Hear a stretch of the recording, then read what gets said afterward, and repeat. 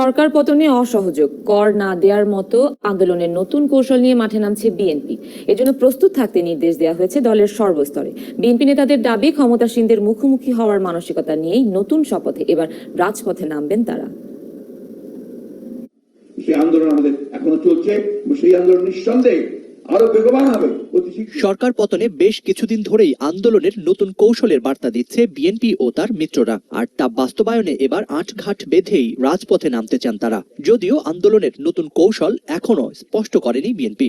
এই সরকারকে বয়কট করা, সর্বস্তরে একে বয়কট করা, এর কোনো বিকল্প নাই। অনেক বড় বড় কর্মসূচি আছে, যেমন অসহযোগ আন্দোলন, তারপরে কন্টিনিউয়াস হরতাল, তারপরে জনসমাগম। লড়াইটা তো আসলে বিভিন্ন সেক্টরে, একদিকে প্রকৃতির বিপক্ষে, আর একদিকে বৃহৎ প্রতিবেশীর বিপক্ষে, আর একদিকে স্বৈর সরকারের বিপক্ষে।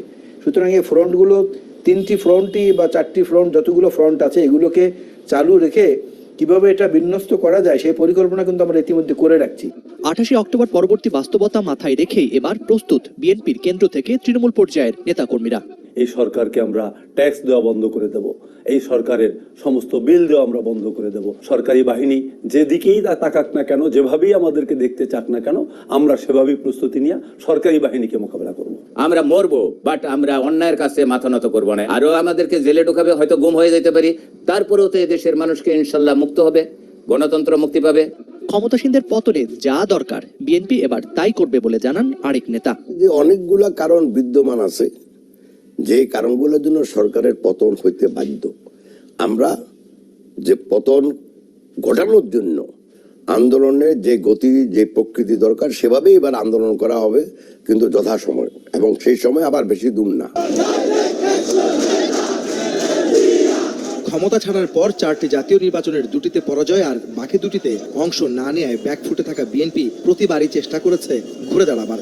সরকার হটানোর আন্দোলনে ছন্দপতনের পাশাপাশি কৌশল এনেছে ব্যাপক পরিবর্তন। দলীয় নেতাকর্মীদের সঙ্গে নিয়ে জোটগত, কখনো যুগপথভাবে আন্দোলন করলেও কাঙ্ক্ষিত লক্ষ্য অর্জনে সফলতা আসেনি বিএনপির ঘরে। প্রতিবারই আন্দোলনে ব্যর্থতার কারণ খুঁজেছে দলের হাইকমান্ড। নেতাদের জায়গা বদল করেও যেন কিছুতেই কিছু হয়নি দলটির।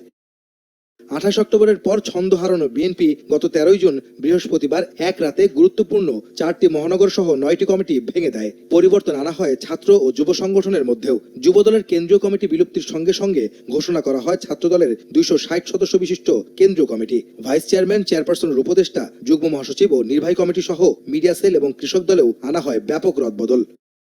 কমিটিগুলো মেয়াদোত্তীর্ণ হওয়ায় এমন সিদ্ধান্ত বলা হলেও মূলত সঠিক সময়ে ভূমিকা রাখতে না পারা আর নেতাদের নিষ্ক্রিয়তায় ক্ষুব্ধ করেছে হাইকমান্ডকে, এমন দাবিও করছেন বিএনপি নেতারা। আর এ কারণেই গত আন্দোলনে সফলতার ফসল ঘরে তুলতে ব্যর্থ হয় তারা। তবে নেতারা বলছেন ভিন্ন কথা। দীর্ঘদিন তো দলের কাউন্সিল হচ্ছে না, আর অনেকগুলো পোস্টও খালি আছে। আমি একজন পদধারী নেতা, আমি পদটা ধরে রেখেছি, কোনো কার্যকরী ভূমিকা পালন করতে পারছি না।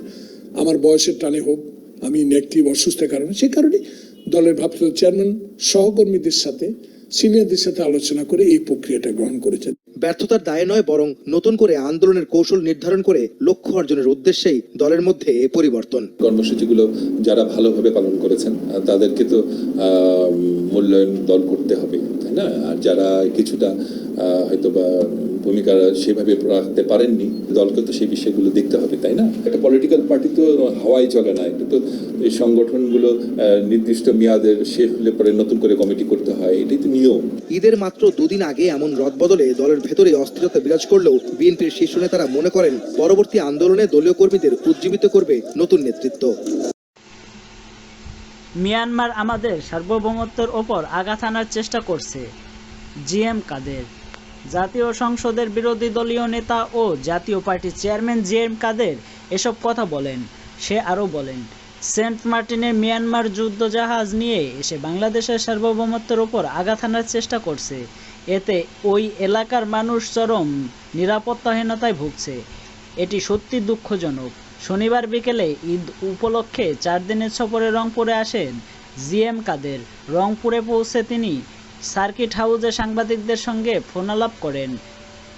জিএম কাদের বলেন, এর আগে বিপুল সংখ্যক রোহিঙ্গাকে বাংলাদেশে ঠেলে দেওয়া হয়েছে। সরকার মানবতা দেখিয়ে এই বোঝা ঘাড়ে নিয়েছে। বর্তমানে তাদের বাধা দেওয়ার চেষ্টা করা হোক। আমাদের সার্বভৌমত্ব রক্ষা করা আমাদের দায়িত্ব। সংসদ চালু থাকলে এটি কেন হচ্ছে আমি প্রশ্ন করতাম। সংসদে উপস্থাপিত জাতীয় বাজেট প্রসঙ্গে সংসদের বিরোধী দলীয় এই নেতা বলেন, সরকার যে বাজেট করেছে তা দুর্বৃত্তায়ন সহায়ক বাজেট।